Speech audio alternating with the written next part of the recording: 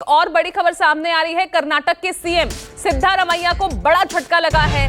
जमीन घोटाले में सिद्धारमैया पर चलेगा केस। हाईकोर्ट से सिद्धारमैया को राहत नहीं मिली है। ये बड़ी खबर आपको बता रहे हैं। जमीन घोटाले का ये पूरा मामला जिसमें सिद्धारमैया को राहत नहीं मिली है, तो बड़ा झटका ये कर्नाटक के सीएम सिद्धारमैया के लिए। तो जमीन घोटाले का ये पूरा मामला है जिसको लेकर सिद्धारमैया पर केस चलेगा। इस मामले में सिद्धारमैया को राहत नहीं मिली है, तो ऐसे में बड़ा झटका ये कर्नाटक के सीएम के लिए। बड़ी खबर आपको बता रहे हैं। जमीन घोटाले को लेकर सिद्धारमैया पर केस चलेगा। एक बड़ा झटका इसे सीएम के लिए। हाईकोर्ट से उन्हें राहत नहीं मिली है और उन पर जमीन घोटाले का केस आगे चलेगा। तो कर्नाटक से ये बड़ी खबर सामने आ रही है। तो कर्नाटक के सीएम सिद्धारमैया को बड़ा झटका ये लगा है। जमीन घोटाले का ये पूरा मामला जिसको लेकर हाईकोर्ट में केस चल रहा था, लेकिन सिद्धारमैया को राहत नहीं मिली है और कोर्ट की तरफ से साफ कर दिया गया है कि आगे ये केस चलेगा। पूरा मामला भ्रष्टाचार जमीन घोटाले से जुड़ा हुआ। केजे श्रीवत्सन को आप देख सकते हैं, हमारे साथ जुड़ गए हैं सीधा। केजे, अब आगे कितनी मुश्किलें बढ़ती नजर आ रही है सिद्धारमैया के लिए? जी बिल्कुल, देखिए सिद्धारमैया के लिए मुश्किलें आगे बहुत ज्यादा है, क्योंकि वे मुख्यमंत्री जैसे बड़े पद पर बैठे हुए हैं और राज्यपाल ने उनके खिलाफ मामला चलाने का निर्देश दिया है।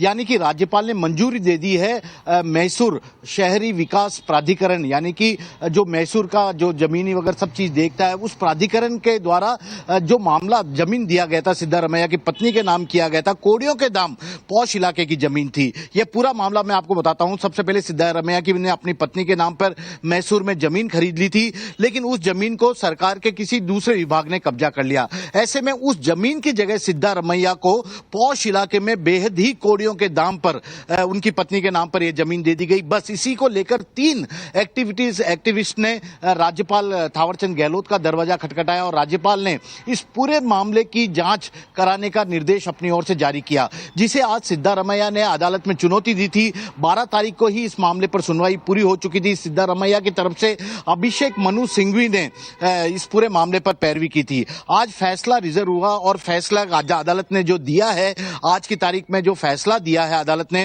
उन्होंने कहा कि सिद्धारमैया के खिलाफ भ्रष्टाचार का जो मामला दर्ज हुआ है वह काफी बेहद ही संगीन है और यह मामले की जांच होनी चाहिए। ऐसे में राज्यपाल द्वारा जो अनुमति दी गई, यानी कि उनके विवेक के आधार पर जो फैसला लिया गया, उसे चुनौती दिया जाना ठीक नहीं है। यानी कि अब कर्नाटक की राजनीति गरमाएगी।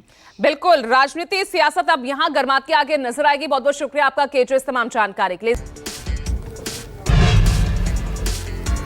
बड़ी खबर आपको बता रहे हैं। कर्नाटक के सीएम सिद्धारमैया को बड़ा झटका लगा है। जमीन घोटाले में सिद्धारमैया पर चलेगा केस। मुंडा लैंड स्कैम में सिद्धारमैया पर केस चलेगा। हाईकोर्ट से सिद्धारमैया को राहत नहीं मिली। हाईकोर्ट ने गवर्नर के आदेश को बरकरार रखा है। हाईकोर्ट ने सिद्धारमैया की याचिका खारिज कर दी है।